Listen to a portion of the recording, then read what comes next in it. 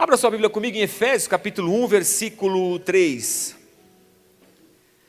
O Zé que tem conversado com vocês sobre muitas bases teológicas, remissão, rendição, perdão, e ele, quando viajou, falou que se eu pudesse pregar sobre adoção, que eu ministrasse aqui à igreja. Eu vou tentar falar um pouco sobre isso hoje à noite.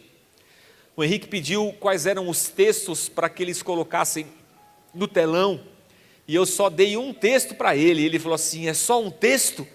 Eu falei: ô Henrique, com a minha teologia, se eu conseguir explicar um texto só, já está bom. Muito texto eu vou me complicar. Efésios capítulo 1, versículo 3. Você vai por lá, moço? Vai lá para eles ler também. Está indo? Aê! Bendito o Deus e Pai. Vocês ficam de pé quando eu ler a Bíblia aqui ou não? Como é que é aqui? Fica de pé, vai. Lá na Casa da Rocha, Zona Oeste, tem dia que fica de pé, tem que ficar sentado. Vamos ficar de pé, assim a gente desperta.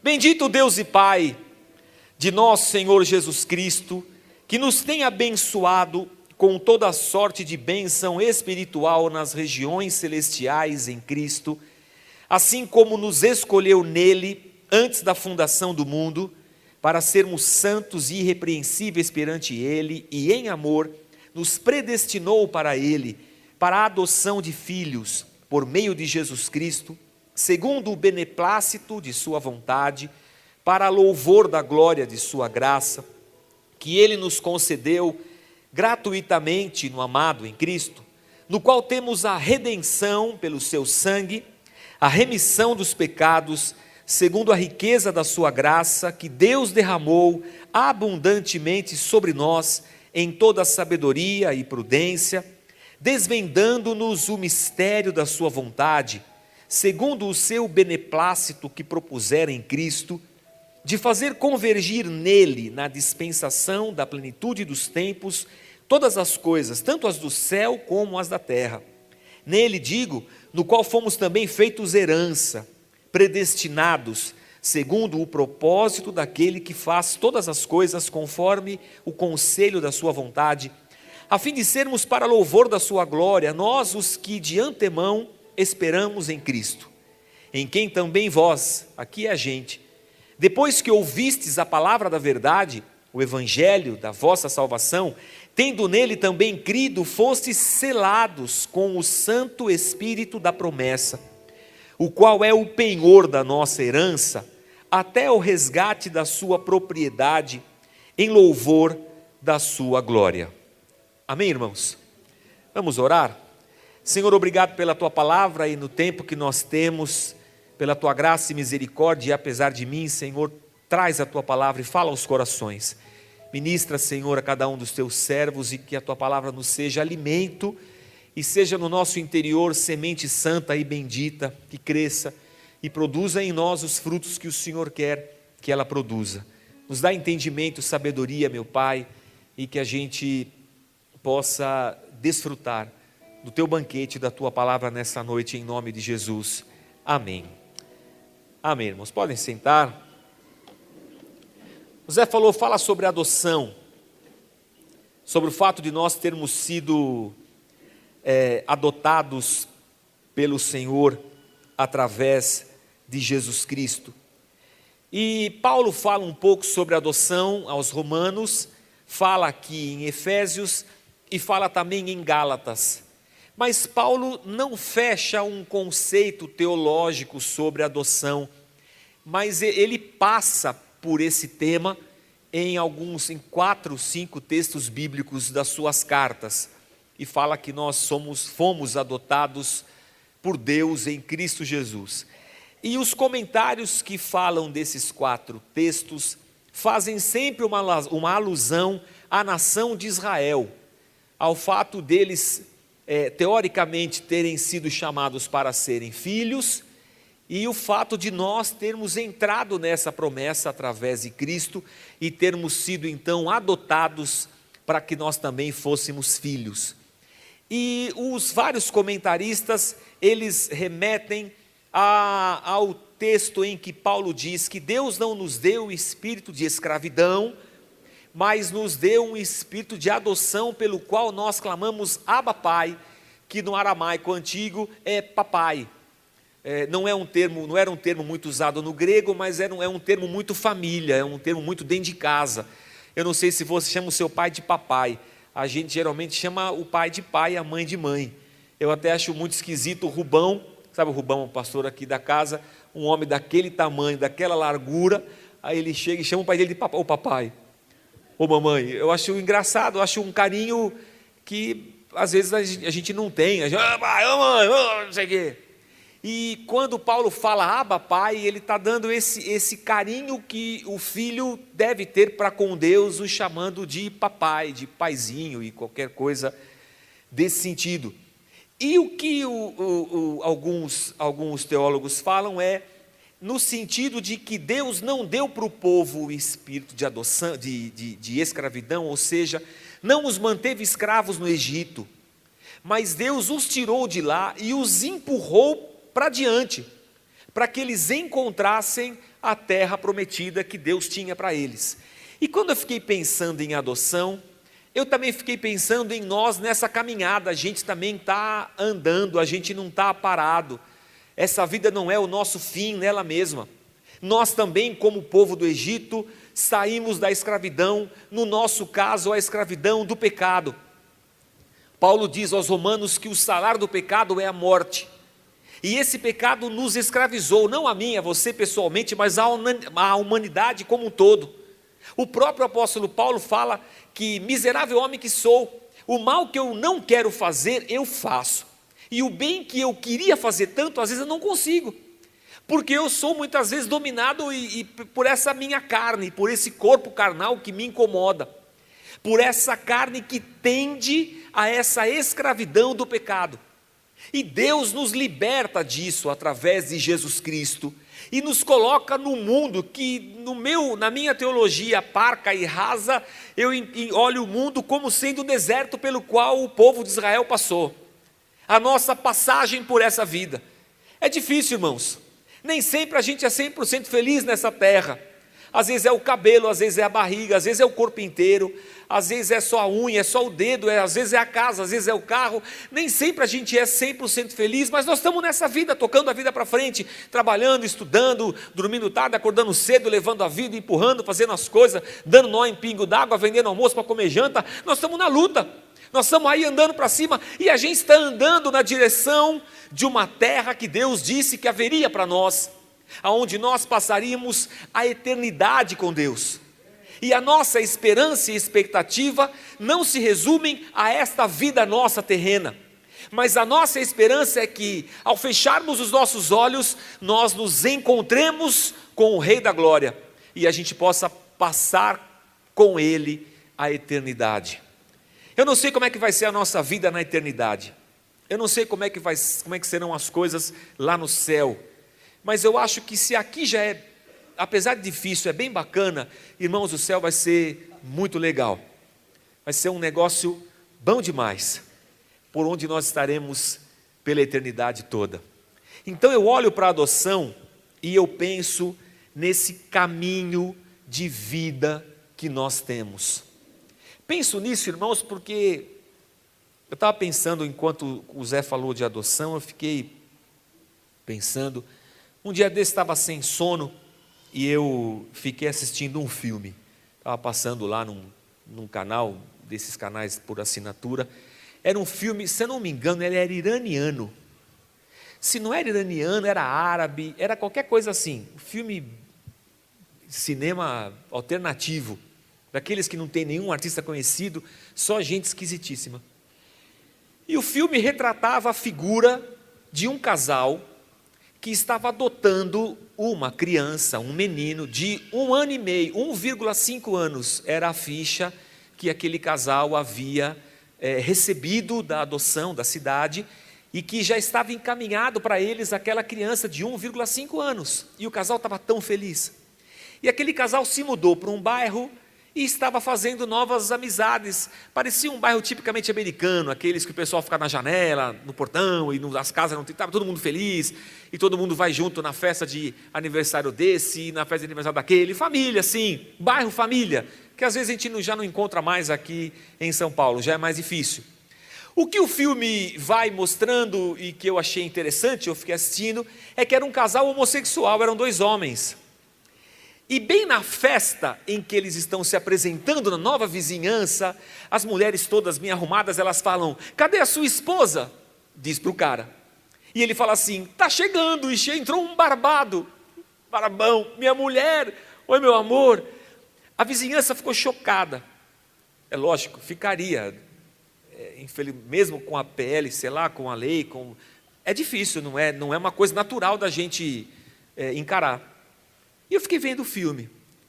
E aí, irmãos, o ó do borogodó, a rosca do negócio, é que não era um bebê de 1,5 anos, era um adolescente de 15 anos, problemático, delinquente, homofóbico, que já tinha passado por casa de detenção 2 vezes. Quando aquele adolescente chega na casa daqueles 2 homens, irmãos, é uma confusão, você não tem ideia. Eles guardam todas as facas da casa, porque eles têm medo que o garoto mate eles dormindo. E o cara fala, e ele fala uns palavrão, né? Seus dois não sei o quê, que nojo, é uma loucura. E eu fiquei vendo o filme. E eles entram com uma tentativa de reverter o processo de adoção. E o filme vai andando. E o ator que fazia o papel, eu creio, da mãe, amou o menino, o adolescente. O que fazia o papel do pai ficou muito confuso com a situação. E por conta disso eles brigaram. E o que fez o papel da mãe e que de cara no filme amou o adolescente, optou pelo adolescente e abriu mão do marido. E o marido sai de casa para ficar com outro cara. E ele fica sozinho com o adolescente, tentando reverter o processo de adoção. Mas ele amava o adolescente. Engraçado como o autor conseguiu tratar do amor, se desvencilhando do rótulo dele ser homo ou heterossexual. Mas como ele conseguiu retratar no filme um aspecto de família. Eu não estou aqui defendendo o casamento homossexual, nem a adoção de homossexuais. Estou contando para vocês um filme que eu assisti. E nessa história toda, aparece um casal que tem crianças pequenas e querem muito um filho adolescente, e que é o sonho daquele adolescente, de família. E no meio dessa história toda, o cara volta para o marido, para a esposa. Ele volta para casa. O que faz o papel de marido volta para aquele que faz o papel de esposa. E o garoto vai para aquela casa que que havia adotado ele. E quando ele chega lá, ele não encontra o amor que ele tinha encontrado naquele cara que fazia o papel de mãe. E ele volta. E ele vai morar com os dois, e eles se tornam uma família. E é muito interessante como o autor conseguiu dizer, através do filme dele, que o amor, ele é uma caminhada perfeita. E que o amor foi capaz de superar as diferenças, os preconceitos.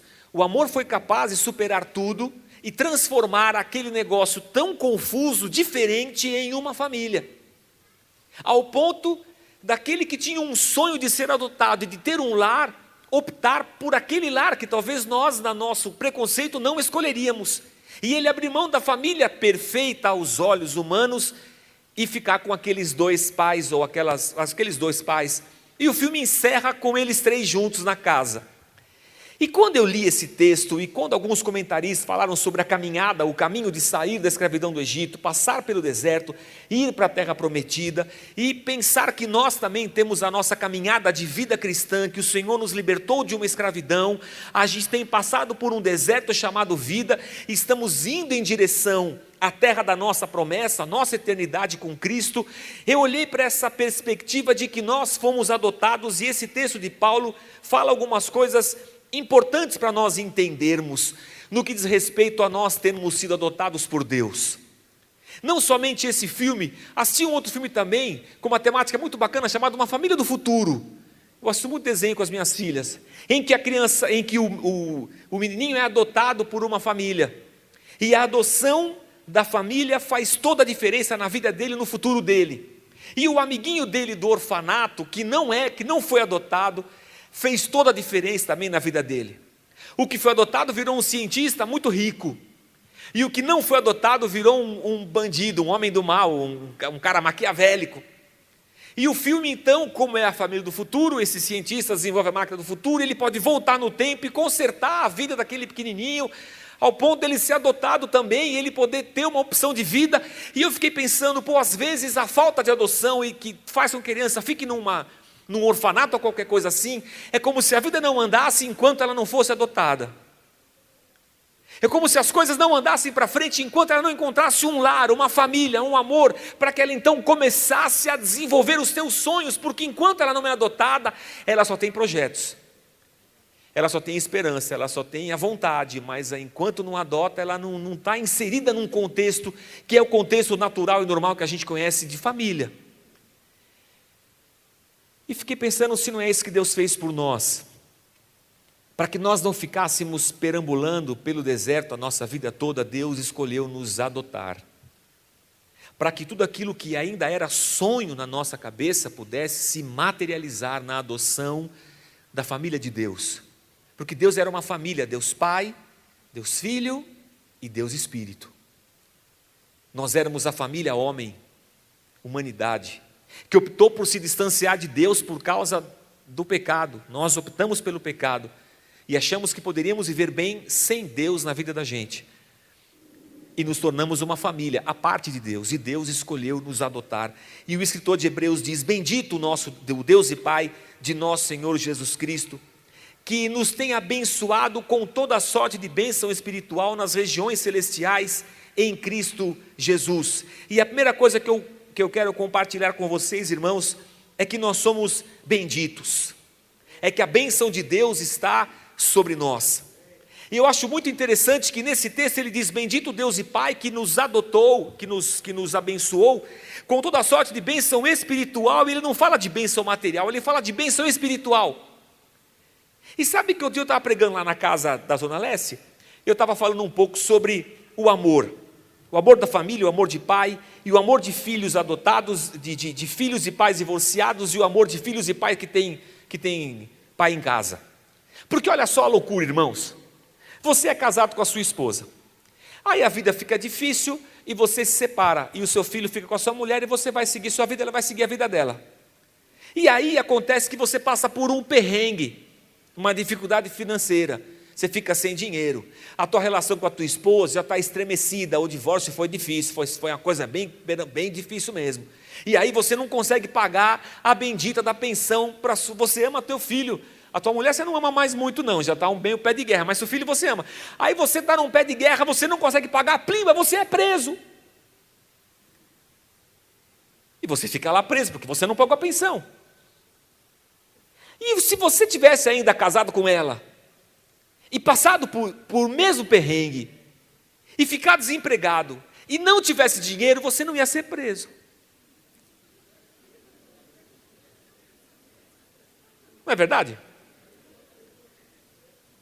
E eu acho engraçado às vezes que o amor supera e vai além de qualquer benesse financeira. O fato de ser pai e estar com meu filho em casa, com dinheiro ou sem dinheiro, estamos juntos. Filhão, esse mês papai não pode. Pai, quero comprar um tênis. Ah, esse mês não dá, filhão, mas mês que vem papai compra. Papai, quero um Nike. Vou comprar um Conga. Nem tem mais Conga, né? Comprar um Conga para você, um Conguinha lindo, azul. Bom. Mas eu estou com meu pai. Eu não estou preocupado se eu estou com meu pai, pô. E às vezes eu fiquei pensando em nós, filhos, porque nós, irmãos, parecemos filhos adotados de pais que se separaram da por cima. Porque para mim não me satisfaz o fato de eu estar com o meu pai e a minha mãe. Eu quero que meu pai me dê coisas. Eu pareço filho de pai separado. E filho de pai separado tem uma estratégia boa. Você vai e arranca um pouco da sua mãe. Mãe, depois você vai e arranca mais um pouco do seu pai. Pai! E você ganha dos dois lados. Mas cuidado, se você não der, você vai ser preso. E a gente fica assim para cima de Deus, irmãos. O fato de termos sido adotados e entrarmos e termos acesso à família de Deus, e estarmos andando com Ele, parece que isso não nos satisfaz. Nós queremos mais de Deus. Eu quero a benesse financeira do Pai que tem que me dar dinheiro.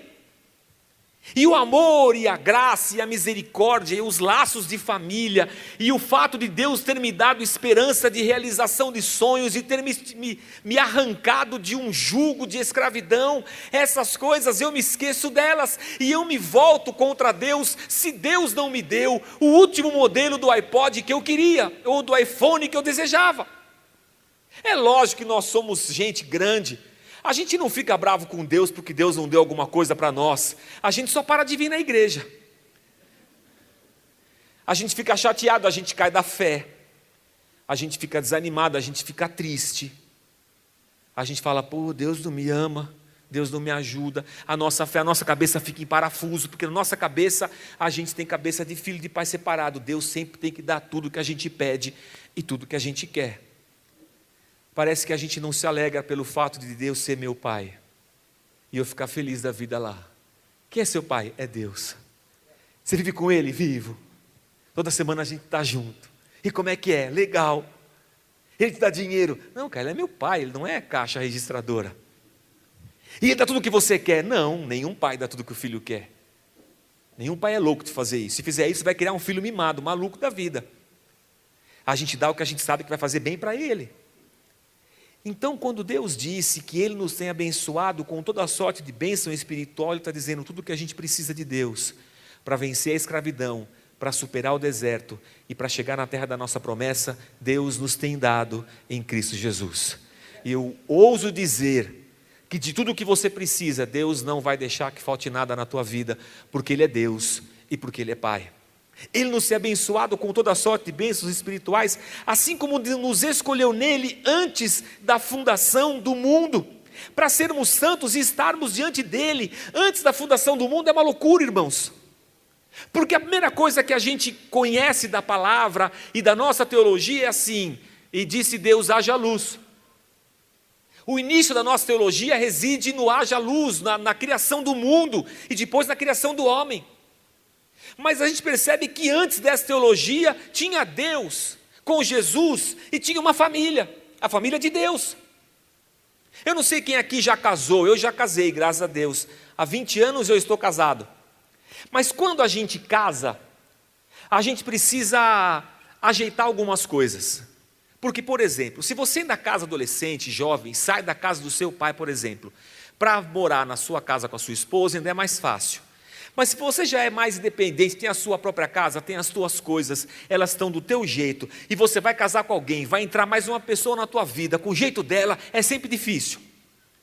Porque ela tem o lado da cama que ela gosta de dormir, ela tem o jeito de fazer as coisas, e você precisa abrir espaço na tua vida e na tua casa para mais alguém entrar lá dentro e morar com você, e dividir e compartilhar o espaço com você. Não dá para você casar com alguém sem você se dividir e se repartir ao meio. Vocês vão compartilhar o sofá, vão compartilhar o controle remoto, a televisão, vão compartilhar o banheiro, a pia, a privada, o chuveiro, vão compartilhar a roupa, vão compartilhar a comida, vão compartilhar a geladeira, vão compartilhar tudo. Quando eu penso em me casar, eu já penso em abrir espaço na minha vida para entrar uma pessoa e nós juntarmos para sermos uma só e dividirmos tudo a partir de agora. Há de ter muita disposição para casar, irmãos.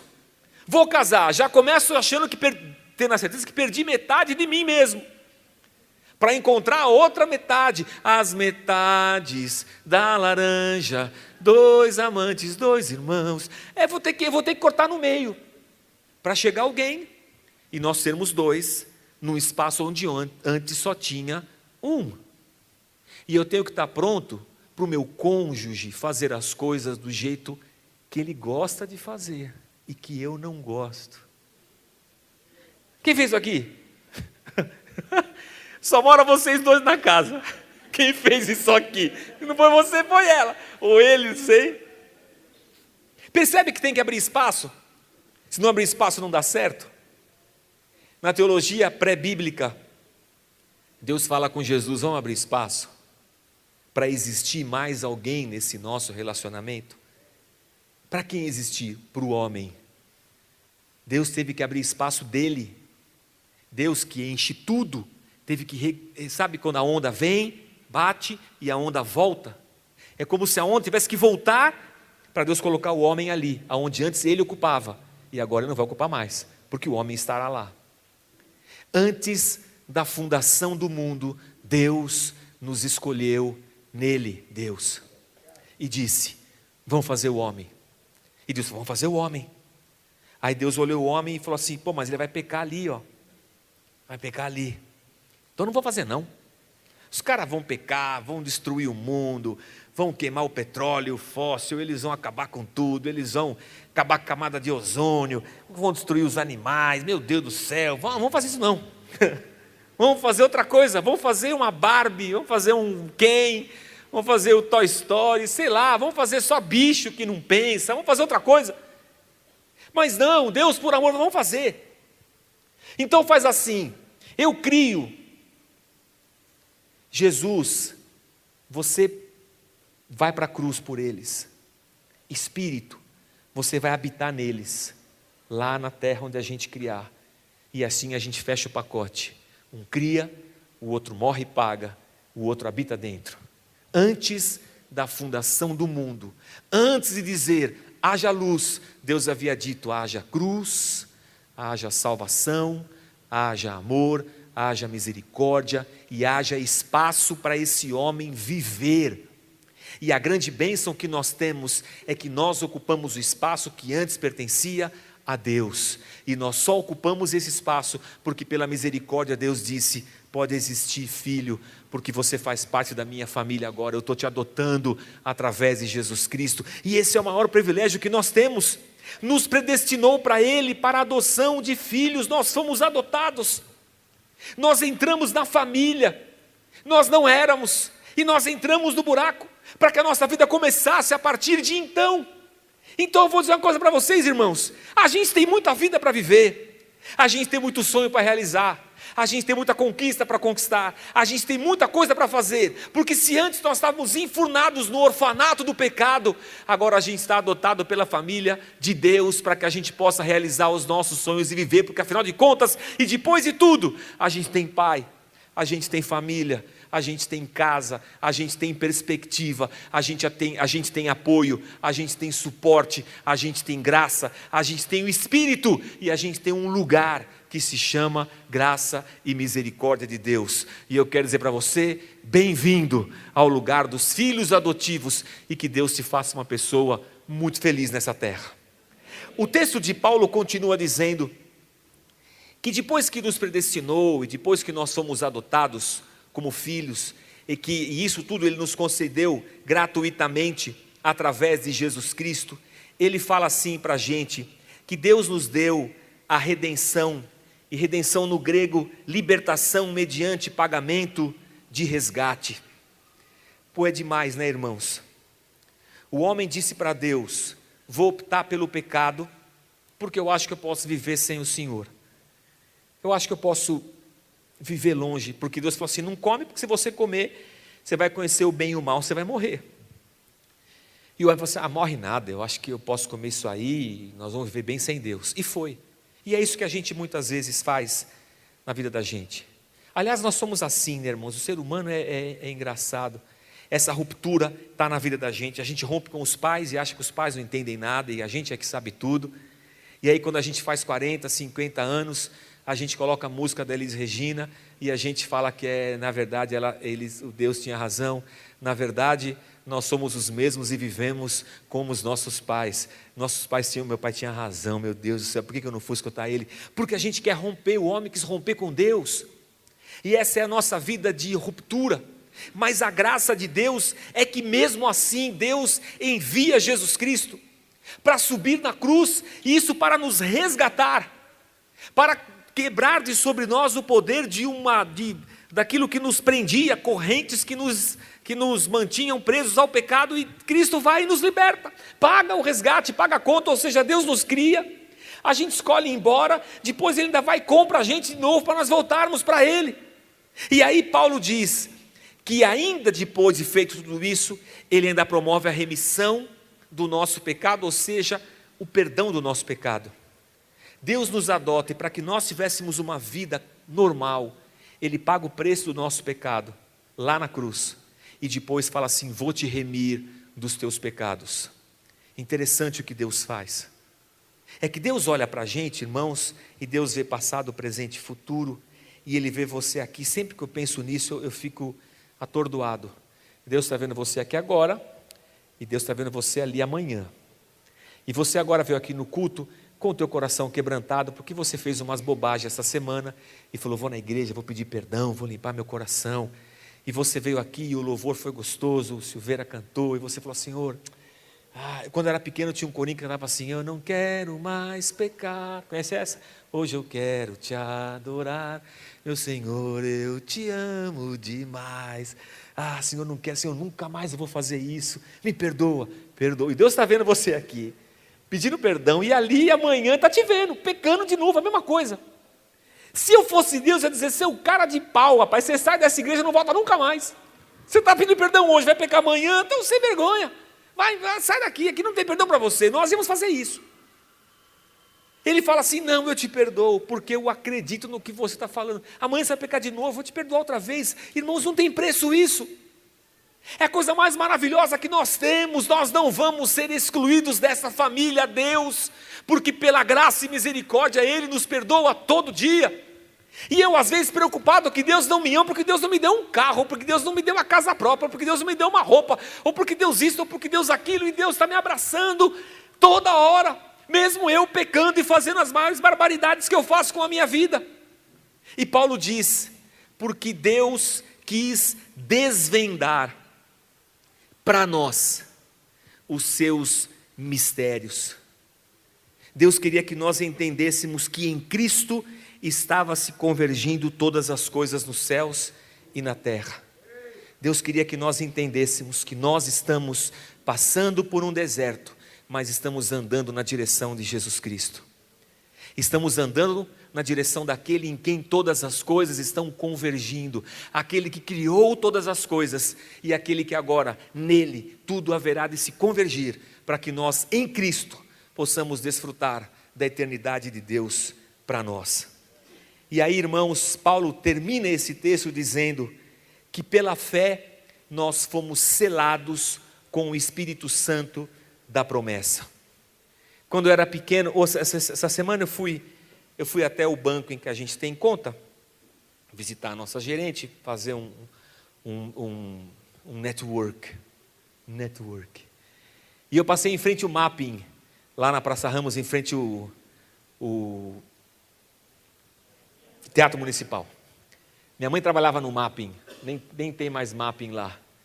E eu me lembro que quando a gente era garoto, minha mãe ia muito na Caixa Econômica Federal, lá no centro, para penhorar joia. Que ela trabalhou no Mapping e comprou muita joia quando era solteira, depois casou, teve que dividir tudo, se lascou. Casou com um pobre e teve que... Ia muito lá na Caixa Econômica para penhorar joia. Não sei se alguém já fez isso aqui, para penhorar a joia na Caixa Econômica. Levava a joia na Caixa Econômica e punha lá a joia lá. E eles davam o dinheiro. E você levava o título da penhora e tinha que voltar lá para pagar. Ou pagava e resgatava a joia, ou você pagava os juros e ia empurrando, deixando a joia lá e pagando os juros todo mês, até que você pudesse ir lá e resgatar a tua joia de novo, para que ela fosse novamente sua. E era um mecanismo naqueles tempos que minha mãe encontrou para suprir algumas deficiências no dia a dia do lar e das necessidades financeiras. Penhora a joia e depois pega de volta.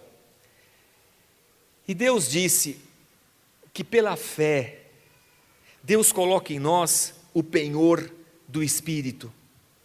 Ele colocou em nós o Espírito Santo, e Jesus disse, não se turbe o vosso coração, credes em Deus, credes também em mim, eu vou para o Pai, mas não vos deixarei órfãos, porque vocês foram adotados, vocês não são órfãos.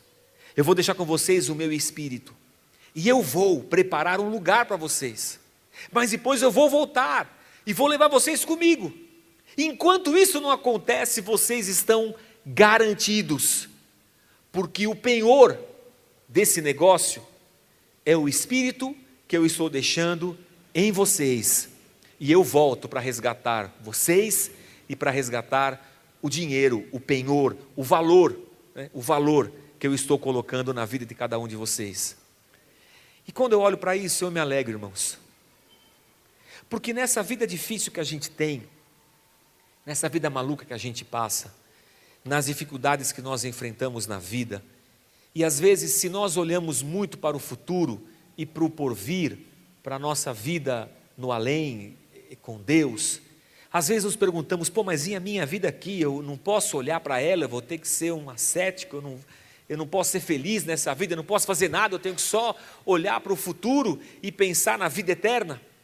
Não, porque quando Deus coloca sobre nós o Espírito e fala assim, esse é o penhor e a certeza de que eu estou com vocês nesse deserto, aí eu fui levado lá para o passado, para o povo de Deus no Egito, quando eles não tinham água, e Moisés bateu na pedra, e Deus deu água para eles, quando eles não tinham pão, e acordavam, e o pão brotava do chão, quando eles não tinham carne, e eles oraram, e Deus mandou as codornizes, e eles tiveram carne, e como os sapatos deles não se desgastaram naqueles 40 anos em que eles perambularam por aquele deserto, e como eles não sofreram enfermidades pelos 40 anos em que eles passaram pelo deserto, em como Deus preservou aqueles homens, porque Deus tinha com eles uma aliança. E eu fico pensando na gente, no fato de Deus ter dado Cristo para nos adotar, e colocado em nós o seu Espírito, para que nós pudéssemos viver nesse tempo de deserto que a gente vive, e em todas as coisas nós fôssemos supridos pela graça e pela misericórdia do nosso Deus. E eu só posso dizer, irmãos, que Deus cuida de nós, que Deus abre janelas dos céus, que Deus envia a resposta, que Deus manda o suprimento, que Deus faz sinais, prodígios, maravilhas, que Deus opera milagres, que Deus nos faz passar pelas dificuldades, mas Ele é Deus supridor, Ele é pastor, e pastor é aquele que anda com a sua ovelha a conduzindo, e mesmo quando eu passo pelo vale da sombra da morte, é Ele quem está me conduzindo para que eu chegue do outro lado nos pastos verdejantes, porque Ele me adotou e disse, não vou deixar você sozinho, vou deixar aqui o penhor, você está penhorado, daqui a pouco eu volto para te buscar, e esse é o tempo presente que nós vivemos. Aguardemos então, com fé, a promessa, a concretização da promessa, a realização da promessa, que é Cristo, esperança da nossa glória, esperança em nós, e que o nosso coração se alegre cada dia mais, e que isso nos seja alegria para a gente passar o nosso dia a dia, e que quando eu acordar de manhã e achar que a vida está muito dura para mim, que está tudo dando errado, que nada está funcionando, eu possa me alegrar porque o Espírito daquele que prometeu habita em mim. No Império Romano eles usavam um selo de cera, quando eles faziam algum penhor, alguma carta, algum negócio, algum acordo, era pingada a cera e era feito um carimbo daquele que dava a garantia, e na medida em que aquilo fosse resgatado, aquele selo era aberto e a situação era resolvida.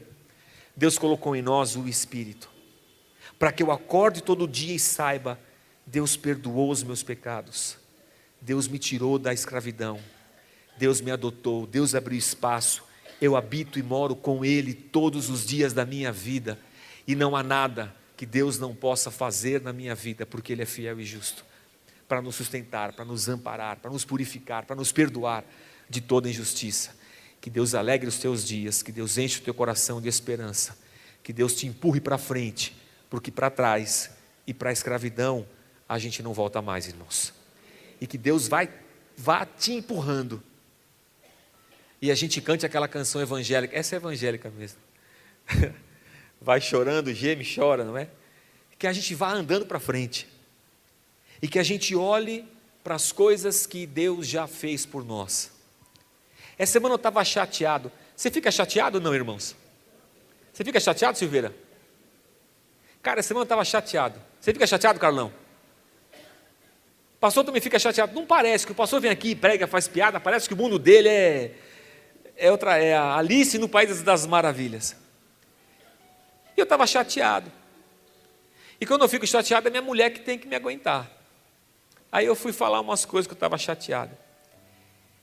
E eu falo e depois já remedo, porque eu sou pastor, né, irmãos? Aí eu falei, então é isso, é isso, é isso, é isso, é isso, é isso, é isso. Mas eu não posso ficar chateado, eu falei para ela. Não posso nem me revoltar. Porque olha isso que Deus fez. Como é que eu posso reclamar para Deus disso, se Deus fez isso? Nem chateado eu posso ficar. Não posso nem me revoltar. Eu não sou filho de pai ausente, eu sou filho de pai presente. Eu fui adotado por um Deus maravilhoso. E aí me vem à cabeça, irmãos, uma música que eu cantava quando era pequeno. Conta as bênçãos, conta quantas são recebidas da divina mão. Dize-as de uma vez, a me ver surpreso quanto Deus. Tens acaso mágoas tristes seu lidar? É a cruz pesada que tens de levar. Contas muitas bênçãos, dize-as de uma vez, e has de ver surpreso quanto Deus já fez. Sabe, irmãos, eu acho que o fato de sermos adotados por um Deus presente, é preciso às vezes começar a contar as bênçãos e cantá-las, e abrir os nossos lábios para adorar o Deus que nos tirou das trevas e está nos conduzindo para a sua maravilhosa luz, e diz: ainda não acabou, porque aquele que nos chamou é fiel para terminar. Nós estamos no meio do processo, e esse processo, irmão, se chama vida. E já diria um pastor amigo nosso: Deus pode livrar você de muita coisa, só não livra você de viver. Viver você vai ter que viver, desculpa, você vai ter que viver todos os anos que te estão destinados viver. Conta as bênçãos e você vai ficar surpreso com tudo que Deus já fez na tua vida.